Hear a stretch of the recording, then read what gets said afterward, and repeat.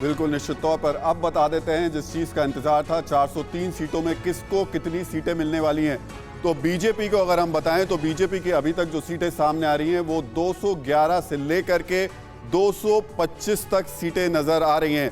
यानी अभी सामने जो दिखाई दे रही है वो पहली बड़ी पार्टी के तौर पे बीजेपी, मुझे भारतीय जनता पार्टी बड़ी पार्टी सरकार बनाती हुई भी नजर आ रही है, लेकिन पिछले बार के मुकाबले करीब 100 सीटों का घाटा उसको दिखाई दे रहा है। आगे समाजवादी पार्टी इस बार जो मुख्य कंटेंडरों में से गिनी जा रही है उसके पास कितनी 146 से 160 सीटें उसको मिलती नजर आ रही है, लेकिन ये हाफ वे मार्क से दूर दिखाई दे रही है। बहुजन समाज पार्टी को 14 से 24 मिल रही है, कांग्रेस को 4 से 6 और अदर्स के खाते में 0। अगला अहम पहलू ये कि सीटों में तो ये रिफ्लेक्ट कर रहा है, लेकिन परसेंटेज में क्या रिफ्लेक्ट कर रहा है भारतीय जनता पार्टी को? परसेंटेज वाइज लगभग 40% वोट मिल रहा है, जबकि समाजवादी पार्टी को लगभग 35% वोट मिल रहा है, बीएसपी को 14% वोट और कांग्रेस को 7.4% वोट, जबकि अन्य लोगों को लगभग 4% वोट मिला है।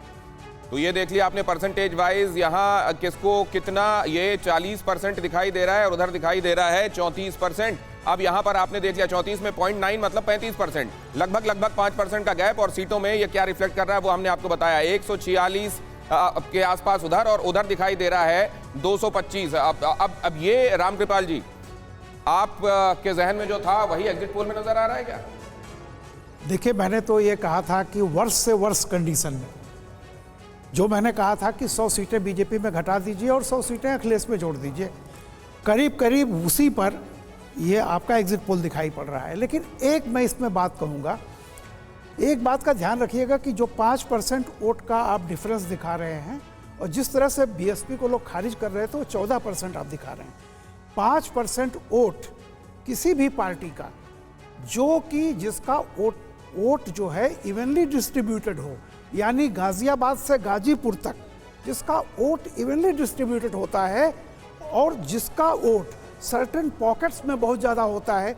मान लीजिए कि अपोजिशन का एक कोई जो है वो 50,000 से जीत गया और बीजेपी के 10 सीटें वो 5-5 हज़ार से जीत गए, तो ये संभावना बीजेपी के पक्ष में ज्यादा जाती है। हमारे साथ कुछ और मेहमान जुड़ रहे हैं, उनके साथ आपका परिचय करा देता हूं। हमारे साथ राजभर साहब जुड़ रहे हैं, समाजवादी पार्टी के प्रवक्ता हैं, और उसके अलावा हमारे साथ विभाकर शास्त्री जी जुड़ रहे हैं, कांग्रेस की तरफ से अपनी बात को रखेंगे।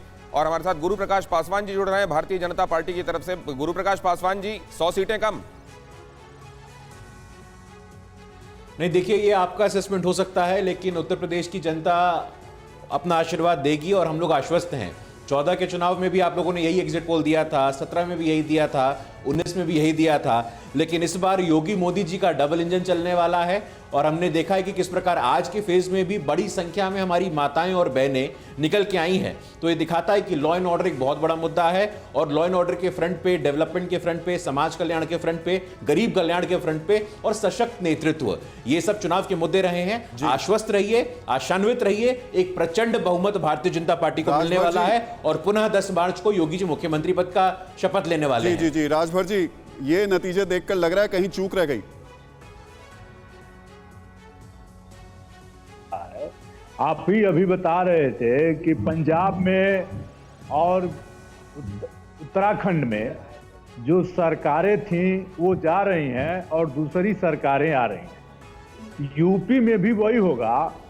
आपके एग्जिट पोल को तो मैं नहीं वो कर सकता, लेकिन इतना जरूर कहना चाहता हूँ, एग्जिट पोल आने दीजिए। कम से कम ये जो 300 पार वाले अभी 111 पर आए हैं आपके एग्जिट पोल में, और जो ये समीक्षा हुई है, लगता है हमें केवल लाभार्थी वर्ग की पर ज्यादा ध्यान दिया गया, लेकिन इनको किसानों पर लाठी जो चली उस पर ध्यान नहीं दिया।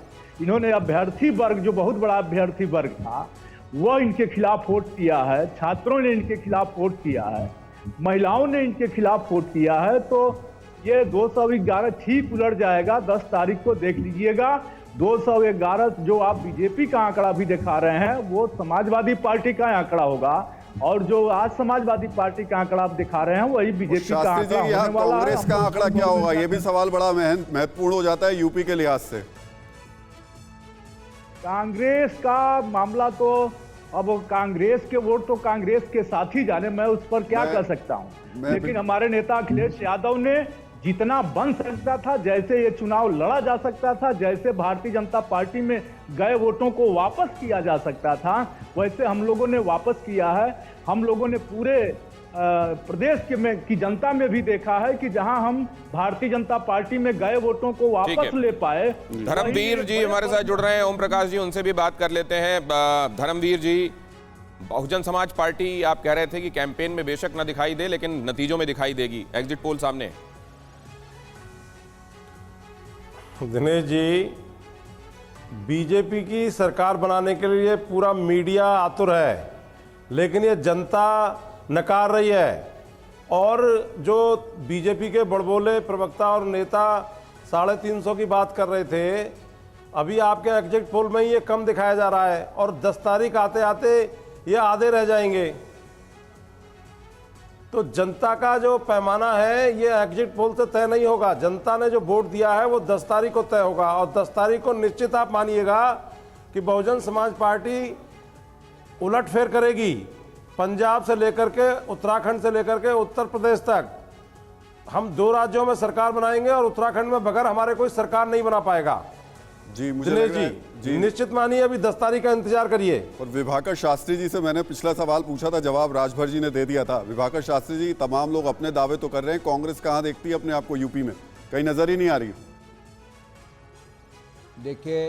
देखिए कांग्रेस का जो एक नैरेटिव रहा उस पूरे उत्तर प्रदेश के चुनाव का, वो प्रियंका जी ने उसको लीड किया और एक महिला सशक्तिकरण का एक हमारा नैरेटिव रहा है।